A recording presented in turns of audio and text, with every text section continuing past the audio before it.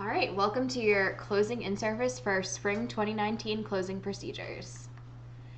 To get started, a general overview, just want to remind you that this in-service is just a general overview of closing expectations and information.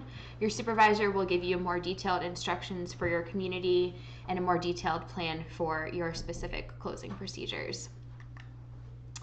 So here we have a calendar of events for Spring 2019 closing. We've got the last day of classes on April the 30th with reading day on May 1st. Your exam week is split into two parts with May 4th and 5th in the middle for some extra study time.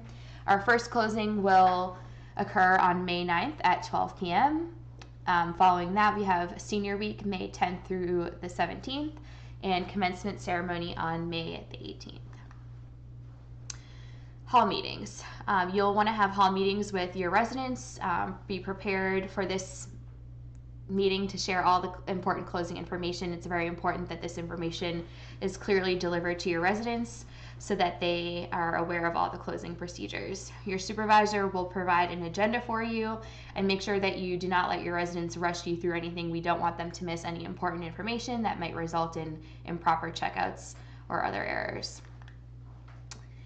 Checkouts. In the past, RCL offered standard checkouts. We do not offer standard checkouts anymore. Every student will check out using the express checkout method. Every student should place their keys in an express checkout envelope and drop those in the black mailboxes located in your communities, which are typically located by the front desk. They look just like this, and you will use this closing sheet here to know which students have checked out and which checkouts you'll need to complete. Make sure you're checking the black mailboxes frequently when you're sitting at the desk, as we'll have students checking out all throughout the day. We always want to stay up to date to make sure that we're getting the keys out of there in a timely manner. While you're sitting at the desk, make sure that you're examining your checkout list so you can begin working on your room inspections. Document all potential damages and make sure that you're comparing current damages to differences from the ERCRs from check-in so that we know what damages have occurred. Make sure that you're checking out of Mercury and make sure that the students are turning in their keys and they're the proper keys that match their assignment in Mercury. For damages, you do not have the ability to determine if an item is damaged. That's something that your REC will assess. So if a parent or student tries to talk to you about damages, just remind them that your supervisor will assess the damages and that you just simply record the damages. You're not assessing them specifically. Some tips and tricks for closing. Make sure that you clearly document what the damage is on the RCR completion request form.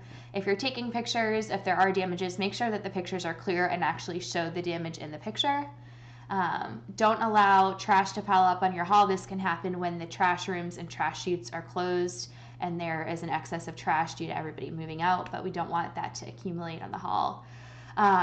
If drop and swap will happen again this year, explain to your residents that this is a place where they can bring gently used items to give away and or trade, but remind your residents we don't want them to bring any trash to the drop and swap. That's just items that can be reused for others.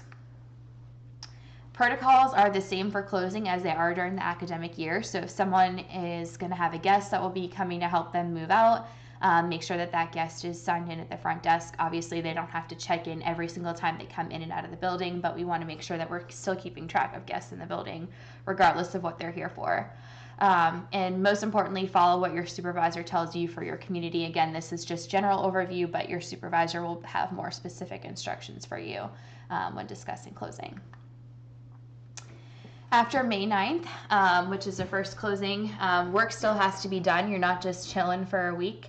We'll still have students here, and there will be other closing tasks that will be assigned to you throughout the week. Again, your supervisor will go over this more in detail with you when the time comes. After May 9th continued, you cannot leave until released by your supervisor. Also, make sure that you're removing all of your bulletin boards, door decks, any flyers that might be hung up on your hall, organizing your programming supplies, doing your lounge inventories, etc., getting things ready for the next academic year.